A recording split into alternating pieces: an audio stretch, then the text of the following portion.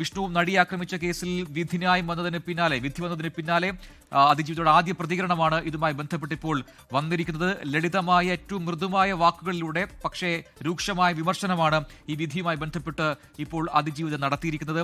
അതിൽ തന്നെ പറയുന്നു, ഏറ്റവും അവസാന ഭാഗത്ത് ഏതാണ്ട് ഒരു 8ഓളം പേജുകളുള്ള ഒരു വിശദമായ പോസ്റ്റ് തന്നെയാണ് ഇൻസ്റ്റഗ്രാമിൽ അതിജീവിത ഇപ്പോൾ നൽകിയിരിക്കുന്നത്. ഏറ്റവും അവസാന ഭാഗങ്ങളിലാണ് ഈ കോടതിയിൽ എന്തുകൊണ്ട് തനിക്ക് വിശ്വാസം നഷ്ടപ്പെട്ടു എന്ന് വ്യക്തമാക്കുന്ന നിരവധി പോയിന്റുകൾ അവർ കുറിച്ചിരിക്കുന്നത്. എന്താണ് അതിൽ നിന്ന് വായിച്ചെടുക്കാൻ കഴിയുന്നത്? ഒപ്പം തന്നെ ഏറ്റവും പ്രധാനപ്പെട്ട ഒരു പരാമർശം കൂടിയുണ്ട്.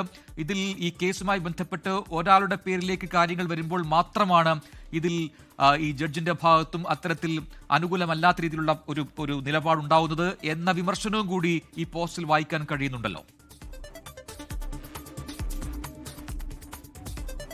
പ്രജിൻ, നടിയാക്രമിക്കപ്പെട്ട കേസിന്റെ വിധിന്യായവും അതിന്റെ വിശദാംശങ്ങളും ഒക്കെ പുറത്തു വന്നുകൊണ്ടിരിക്കുകയാണ്.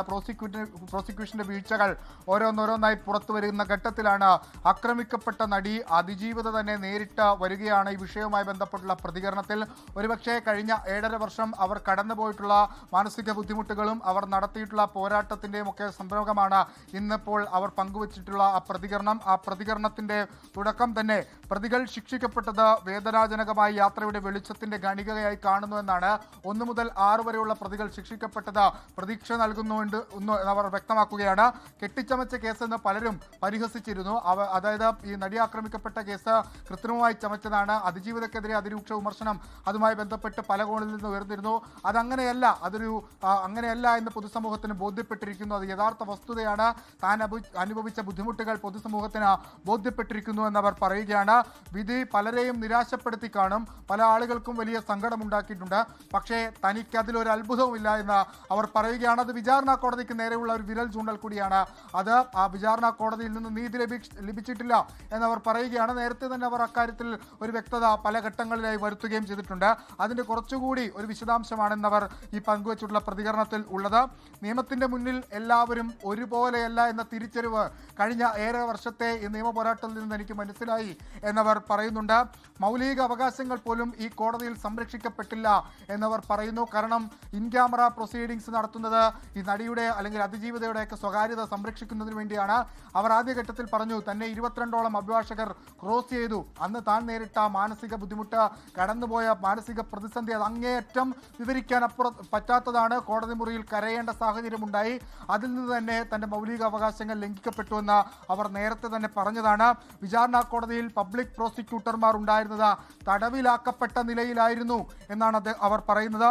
ഈ കോടതിയിൽ നിന്ന് നീതി പ്രതീക്ഷിക്കേണ്ടതില്ലെന്ന് പലതവണ പബ്ലിക് പ്രോസിക്യൂട്ടർമാർ പറഞ്ഞതാണ്. അത് ഇപ്പോൾ സംഭവിച്ചിരിക്കുന്നു. മെമ്മറി കാർഡ് വിഷയം അവർ ചൂണ്ടിക്കാണിക്കുന്നുണ്ട്.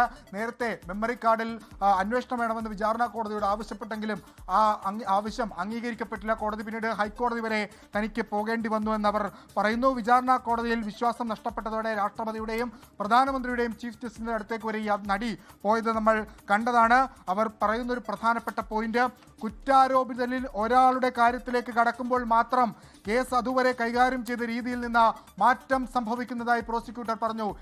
ആയ ദിലീപിന്റെ കാര്യത്തിലേക്ക് വരുമ്പോൾ മറ്റ് ആളുകളുടെ കേസുകൾ പരിഗണിക്കുന്ന പോലെയല്ല, ഒരു പ്രത്യേക താല്പര്യം അത് കോടതിക്ക് ദിലീപിനോടുണ്ട് എന്ന് പറയുകയാണ് നടി.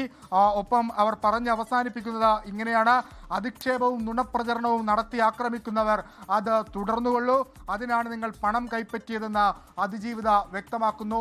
ലോകത്തെവിടെയായാലും ഏത് സമയത്തും 24 വാർത്തകളും ഓഗ്മെന്റഡ് റിയാലിറ്റി പാക്കേജുകളും എക്സ്പ്ലെയിനറുകളും വിശദമായി കാണാൻ ഞങ്ങളുടെ യൂട്യൂബ് ചാനൽ നിങ്ങൾക്ക് സബ്സ്ക്രൈബ് ചെയ്യാം.